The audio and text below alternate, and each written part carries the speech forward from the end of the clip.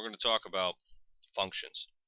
It's probably a horrible idea to plow this far into what we've gotten into, and then stop and say let's talk about functions. But nevertheless, here we are. So let's make the best of it, and let's do what we can. So a little notepad here. Examine in general detail the context of instructions, i.e., more specifically, lead into functions. Cheat engine, select current functions. So let's just kind of go from the bottom up there. Let's see how we're gonna do this. Yeah, we'll do the same thing that we've done, or that we've been doing, as the case may be. I say that a lot.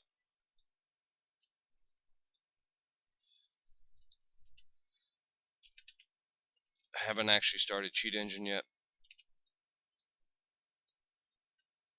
In case anyone's wondering why the mouse cursor goes up to the top left there, it's because with Windows and the user access controls and stuff, whenever it pops up and says, do you want to run this as administrator, for some reason when you're doing a screencast or recording your desktop, it just moves the mouse up to the top left. So it's not me, it's just some artifact of Windows user access control, one of many, I might point out.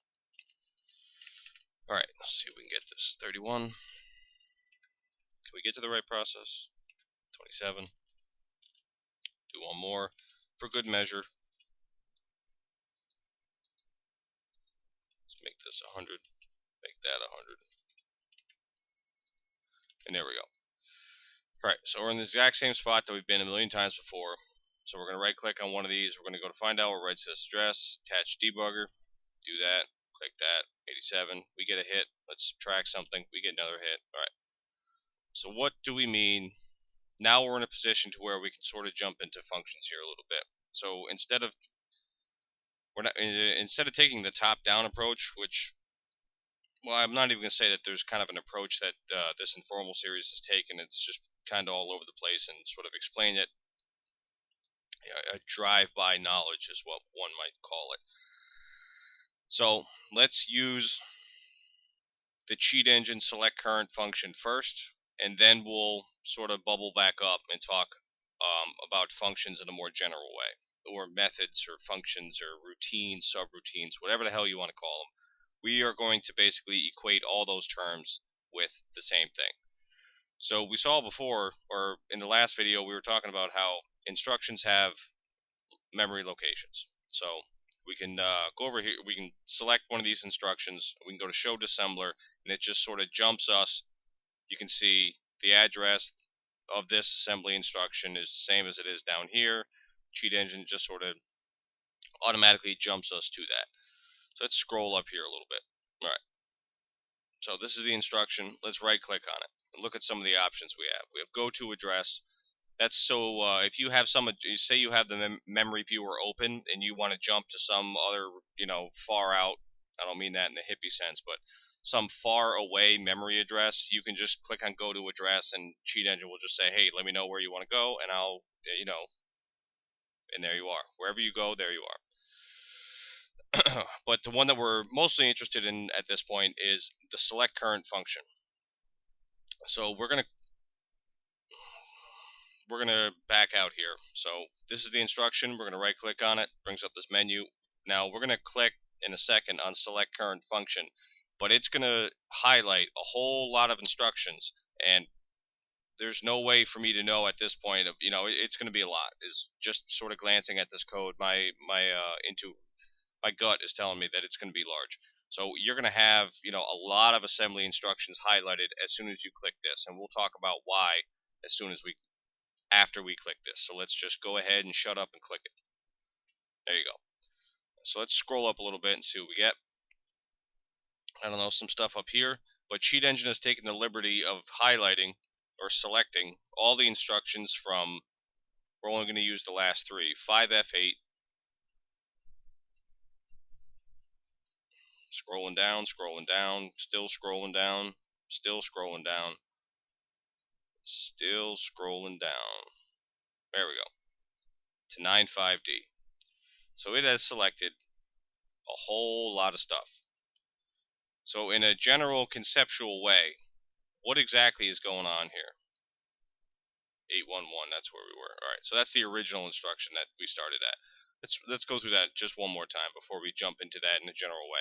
So this is the instruction that Cheat Engine started at. We right click on it, we go to select current function. It selects this whole block of stuff. So why is it doing that?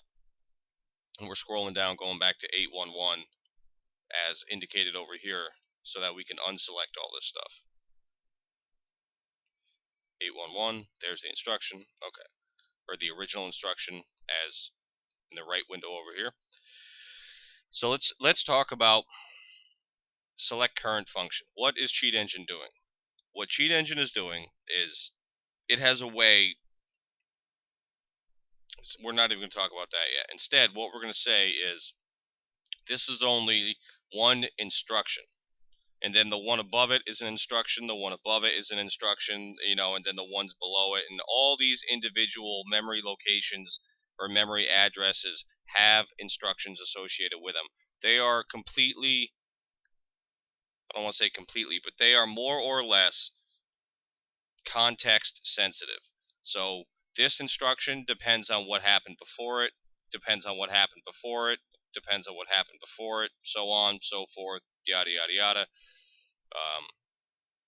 And obviously that applies in the the down direction as well. So this instruction depends on this, and then that depends on that, and that, and that, and that, and that. So how do we know what the whole context of the operation that the game is trying to do? How can we select that whole context? And so again, this is all just relative to changing the karma value. So I mean, when we hit plus or minus, or when we hit plus, because we only are looking in that memory location, when we hit plus, it's populating this count over here with this instruction, because this is the single assembly instruction that changes the value that we found on this screen. But this assembly instruction belongs to some much larger context of a routine or a function that the game is using to modify this value. There's all kinds of logic embedded in this function.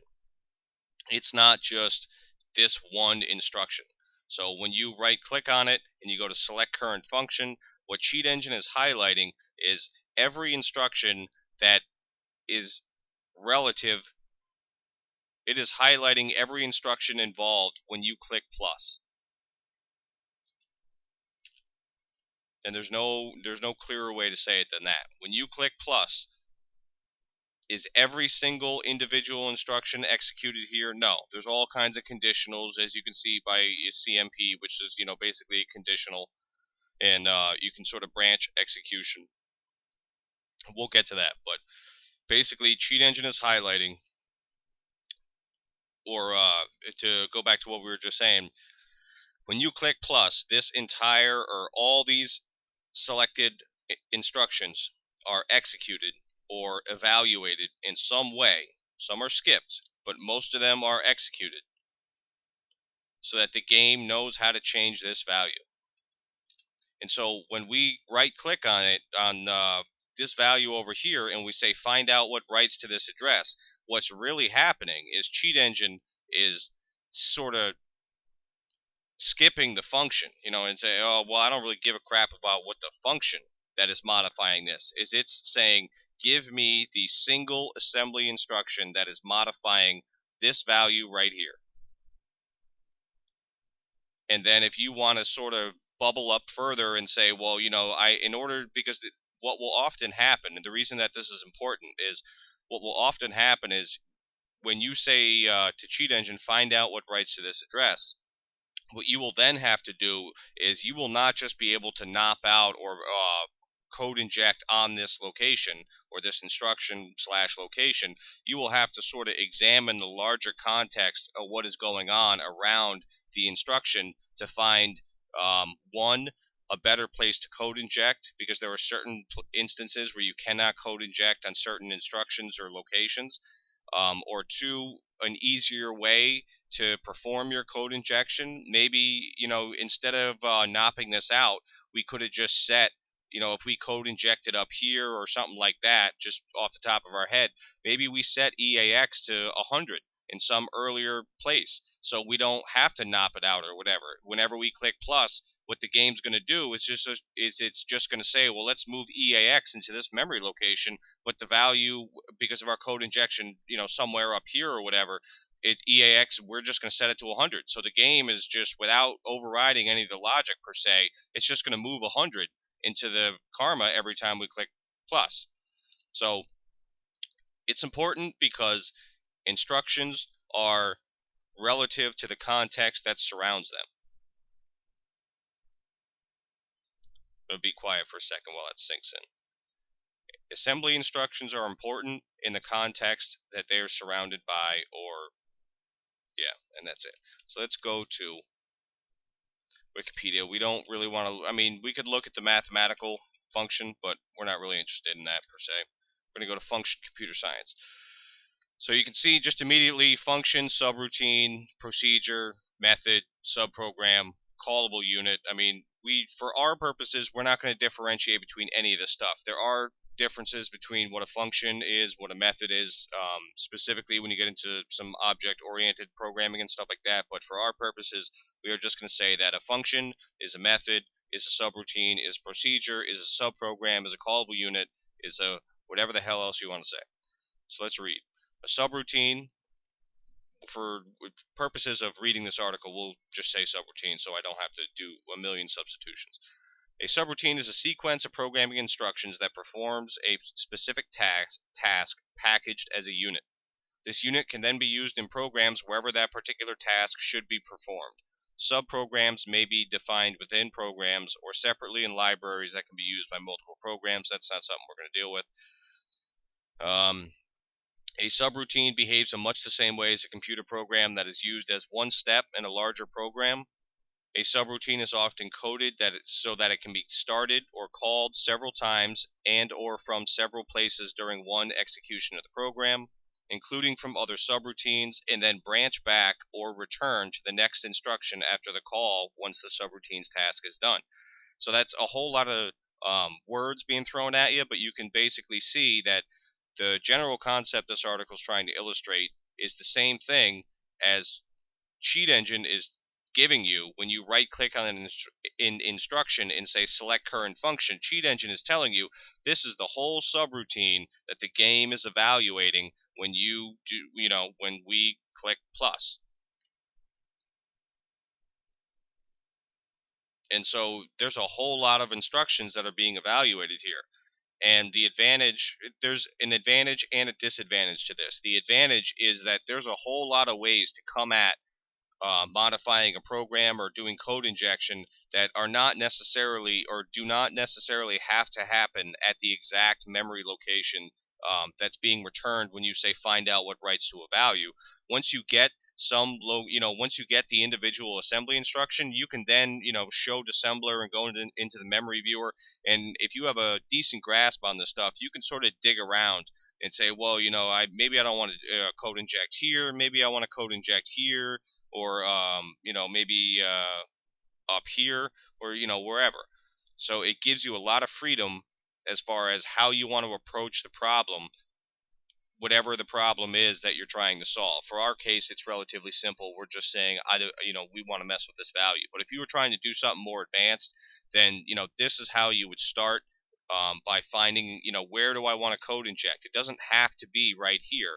It could be up here, down here, or anywhere in the current function.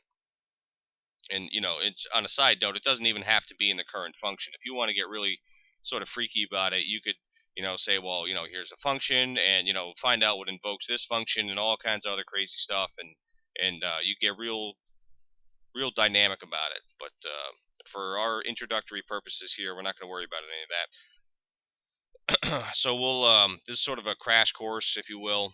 Been saying that a lot lately, so I'm going to try to stop saying it. But this is a general introduction to functions and how it relates to the memory viewer, assembly instructions, and Cheat Engine.